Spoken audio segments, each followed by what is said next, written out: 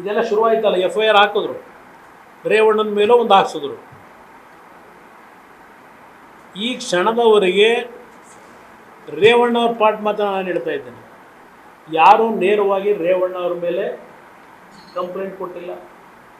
ಇದನ್ನ ಬ್ಲ್ಯಾಕ್ ಮೇಲ್ ಅಂತ ಆಮೇಲೆ ಇನ್ನೊಂದು ಕತೆ ಸೃಷ್ಟಿ ಮಾಡಿದ್ರು, ಕಿಡ್ನಾಪ್ ಅಂತ ಸೃಷ್ಟಿ ಮಾಡ್ಕೊಂಡ್ರು. ಈಗ ಕಿಡ್ನಾಪ್ ಆದಂಥ ಹೆಣ್ಣುಮಗಳನ್ನ ನೀವು ಎಲ್ಲಿ, ನಿಮ್ಮ ಪೊಲೀಸ್ ಅಧಿಕಾರಿಗಳು ಮಾಜಾರ ಮಾಡಿ ಹೆಣ್ಮಗಳನ್ನ ಎಲ್ಲಿಂದ ಕರ್ಕೊಂಬಂದ್ರಿ? ಅವತ್ತು ಬೇಲ್ಗೆ ಹಾಕೊಂಡಾಗ ಅರ್ಜಿ ರೇವಣ್ಣ ಅವರು PPA ಗೌರ್ಮೆಂಟ್ PPA ಹೇಳ್ತಾರೆ, ಆ ಹೆಣ್ಣುಮಗಳು ಬದುಕಿದ್ದಾಳೋ ಸತ್ತಿದ್ದಾಳೋ ನಮಗೇನೂ ಮಾಹಿತಿ ಇಲ್ಲ. ಜಡ್ಜ್ ಮುಂದೆ ಹೇಳ್ತಕ್ಕಂಥ ಪದಗಳು ಬದುಕಿದ್ದಾಳೋ ಸತ್ತಿದ್ದಾಳೋ ಅಂತಕ್ಕಂಥ ಪದ ಬಳಕೆ ಮಾಡಿದ್ರು. ಈ ಹೆಣ್ಣುಮಗಳನ್ನ ನೀವು ಎಲ್ಲಿ ಫೈಂಡ್ ಔಟ್ ಮಾಡಿದ್ರಿ? ಹೆಣ್ಮಗಳನ್ನ ಯಾರು ಪ್ರಥಮವಾಗಿ ಕರ್ಕೊಂಬಂದ್ರಿ? ತೋಟದ ಮನೆ ಅಂತ TV ನೀವೆಲ್ಲ ತೋರಿಸಿದ್ರಿ ಅಲ್ವಾ? ಅದ್ಯಾವುದೋ ಎಂಥ ಊರು, ಕಾಳೆನಹಳ್ಳಿ ತೋಟದ ಮನೆ ಅಂತ ಹೇಳ್ಕೊಂಡಿದ್ದೀರಿ. ತೋಟದ ಮನೆ ಅಂತ ಹೇಳಿ ಅದು ಒಂದು ದೊಡ್ಡ ಕಥೆ ಇದೆ, ಇರಲಿ, ಅದೆಲ್ಲ ಈಗ ನಾನು ಮಾತಾಡಲ್ಲ. ತೋಟದ ಮನೆಯಿಂದ ಕರ್ಕೊಂಬಂದು ತೋಟದ ಮನೆಯಲ್ಲಿ ಮಾಜಾರ ಮಾಡಿದ್ದೀರಾ? 24 ಗಂಟೆ 30-35 ಗಂಟೆಗಾದ ನಿಮ್ಮ ಆಫೀಸಲ್ಲಿ ಕೂರಿಸ್ಕೊಂಡ್ರಿ ಹೆಣ್ಮಗಳು ಕರ್ಕೊಂಬಂದು. 1.5 ದಿವಸ ಆದರೂ ಹೆಣ್ಮಗಳು ಹೇಳಿಕೆ ಕೊಡಲಿಲ್ವ ನಿಮಗೆ? 2 ದಿನ ಹೆಚ್ಚು ಕಡಿಮೆ. ಇವತ್ತವರೆಗೂ ಜಡ್ಜ್ ಮುಂದೆ ಪ್ರೊಡ್ಯೂಸ್ ಮಾಡಿಲ್ಲ ಆ ಹೆಣ್ಮಗಳನ್ನ.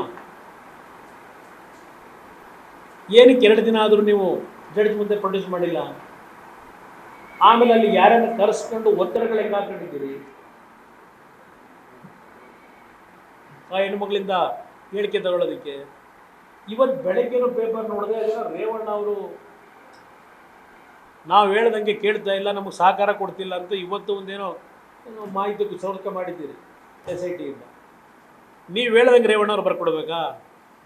ಒಬ್ಬ ಜವಾಬ್ದಾರಿ ಮಂತ್ರಿಯಾಗಿ ಕೆಲಸ ಮಾಡಿ ನಿಮ್ಮ ಹೇಳಿಕೆಗಳ ಆಧಾರದ ಮೇಲೆ ನಿಮಗೆ ಬೇಕಾದಂಥ ರೀತಿಯಲ್ಲಿ ರೇವಣ್ಣವ್ರನ್ನ ಬೆಳಕೆ ಬರ್ಕೊಡು ಅಂತ ಕೇಳ್ತಿದ್ದೀರಲ್ಲ, ಇದು ತನಿಖೆ ಅಂತ ಕರೀತೀರಾ? ಅದಕ್ಕೆ ಹೇಳಿದ್ದು ಇದು ಶಿವಕುಮಾರ್ ಇನ್ವೆಸ್ಟಿಗೇಷನ್ ತನಿಖೆನೋ ಸಿದ್ದರಾಮಯ್ಯ ಇನ್ವೆಸ್ಟಿಗೇಷನ್ ತನಿಖೆನೋ ಅಂತ ಹೇಳಿ. ಅದೆಲ್ಲ ಇರಲಿ. ಈಗ ಈ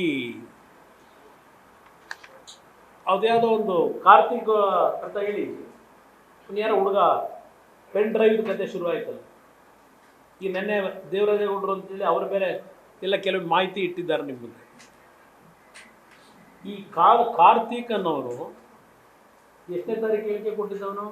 ನಾನು ಹುಬ್ಳಿಲಿದ್ದೇನು, ಹುಬ್ಳಿಲಿ ಎಷ್ಟನೇ ತಾರೀಕಿದ್ದಪ್ಪ? ನಾನು ಅಲ್ಲೇ ಹೇಳಿಕೆ ಕೊಡೋದಿತ್ತಲ್ಲ, ಪ್ರೆಸ್ ಮೀಟ್ ಅಂತ ಹೇಳ್ತಾನೆ. ಅವತ್ತು ಬೆಳಗ್ಗೆ 11 ಗಂಟೆಗೆ 30ನೇ ತಾರೀಕು ಕಾರ್ತಿಕ್ ಗೌಡ ಅವನು ಪ್ರೆಸ್ನವ್ರ ಮುಂದೆ ಬರಲ್ಲ, ಅವನೊಂದು ವಿಡಿಯೋ ಮಾಡಿ ಮಾಧ್ಯಮಗಳಿಗೆ ಸರ್ಕ್ಯುಲೇಟ್ ಮಾಡ್ಕೊಂಡ್ರಿ ಕಾರ್ತಿಕ್ ಗೌಡಂದು ಅವ್ರ ವಿಡಿಯೋನ. ಇದು ನಡೆದಿರೋದಲ್ವೇ ನಿಮ್ಮ ಕಣ್ಣು ಮುಂದೆ? ಇವತ್ತಿನವರೆಗೂ ಕಾರ್ತಿಕ್ ಗೌಡ ಬಂದಿಲ್ಲ. ಪೆನ್ ಡ್ರೈವ್ನ ಸೂತ್ರಧಾರಿ ಇದೇ ಕಾರ್ತಿಕ್ ಗೌಡ. ಈ ಕ್ಷಣದವರೆಗೆ ಅವನು ಎಲ್ಲಿದ್ದಾನೆ ಅಂತ SIT ಅವರು ಹುಡುಕ್ಲಿಲ್ಲ. ನಿಮ್ಮ ತನಿಖೆ ನಾನು ಮುಖ್ಯಮಂತ್ರಿಗಳಿಗೆ ಸರ್ಕಾರಿ ಕೇಳಕ್ಕೆ ಬಯಸ್ತಾ ಇದ್ದೇನೆ, ಗೃಹ ಸಚಿವರಿಗೆ. ಈ ತನಿಖೆಯನ್ನು ರೇವಣ್ಣ ಮತ್ತು ಪ್ರಜ್ವಲ್ ರೇವಣ್ಣ ಅವ್ರ ಮೇಲೆ ಮಾತ್ರ ಮಾಡ್ತಾ ಇದ್ದೀರೋ, ಈ ತನಿಖೆಯ ವಿಸ್ತರಣೆಯನ್ನು ಏನು ಆ ಮೇಡಮ್ ಅವ್ರು ಕೊಟ್ಟವರಲ್ಲ ಅಧ್ಯಕ್ಷರು,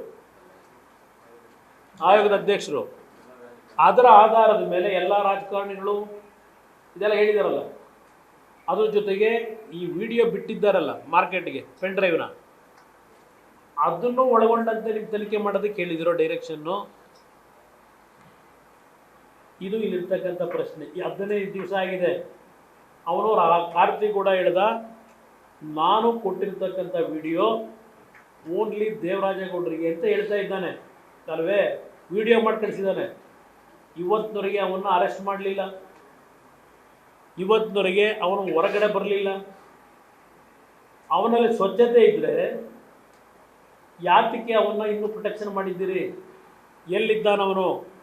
ನಾನು ಹಾಗೂ ಕೇಳಿದೆ, ಏನೋ ಮಲೇಷ್ಯಾ ಕಳಿಸೋನೆ ಅಂತ ಒಂದು ಗುಮಾನಿ ಇದೆಯಲ್ಲರಪ್ಪ, ಎಲ್ಲಿಟ್ಟಿದ್ದೀರಿ ಅಂತ. ಅದಕ್ಕೆ ನಮ್ಮ ಡಿ ಕೆ ಶಿವಕುಮಾರ್ ಹೇಳಿದ್ರು, ಅದೇನೋ ತೋಟದ ಮನೆ ಗೀಟದ ಮನೆ ಅಂದರು. ತಮಾಷೆ. ರೇವಣ್ಣವ್ರು ಅರೆಸ್ಟ್ ಆದಾಗ ಅಯ್ಯೋ ನಾನು ಇದೇನೋ ಚರ್ಚೆ ಮಾಡಲ್ಲಪ್ಪ, ನಮ್ಮ ಕುಮಾರಣ್ಣವರು ಹೇಳಿದ್ದಾರೆ, ನಮ್ಮ ಕುಮಾರಣ್ಣವರು ಏನೋ ಈ ನೆಲದ ಕಾನೂನು ಉಪ್ಪಿನಿಂದ ನೀರು ಕುಡಿಲೇಬೇಕು ಅವ್ರು ಹೇಳಿದ್ದಾರೆ, ಅದಕ್ಕೂ ನನ್ನ ಸಾಮತ ಇದೆಯಪ್ಪ ಅಂತ ಅವ್ರು ಹೇಳ್ತಾರೆ. ಮುಖ್ಯಮಂತ್ರಿಗಳೇನು ಹೇಳ್ತಾರೆ, ಹೌದಾ ಅರೆಸ್ಟ್ ಆಯಿತಾ, ನನಗೆ ವಿಷಯ ಗೊತ್ತಾಗಿಲ್ಲ, ನಾನು ತಿಳ್ಕೊಂಡು ಹೇಳ್ತೀನಿ, ಇದನ್ನು ಈ ಮುಖ್ಯಮಂತ್ರಿ ಹೇಳ್ತಾರೆ. ಯಾವ ರೀತಿ ನಡೀತಾ ಇದೆ ಇದು ಅನ್ನೋದಕ್ಕೆ ನಾಟಕ, ಅದಕ್ಕೆ ನಿಮ್ಮ ಮುಂದೆ ಹೇಳ್ತೇನೆ. ಎಲ್ಲಿದ್ದಾನೆ ಕಾರ್ತಿಕ್? SIT ನಿಜಕ್ಕೂ ನೀವು ಸ್ಪೆಷಲ್ ಇನ್ವೆಸ್ಟಿಗೇಷನ್ ಟೀಮ್ ಆಗಿದ್ದರೆ ತನಿಖೆ ಮಾಡ್ತಾ ಇರೋರು, ಯಾತಕ್ಕೆ ಇನ್ನೂ ಇವ್ರನ್ನ ಅರೆಸ್ಟ್ ಮಾಡಿಲ್ಲ? ನ್ಯೂಸ್ ಫಸ್ಟ್ ನಿರ್ಭೀತಿಯಿಂದ ನಿಮ್ಮ ಪರವಾಗಿ.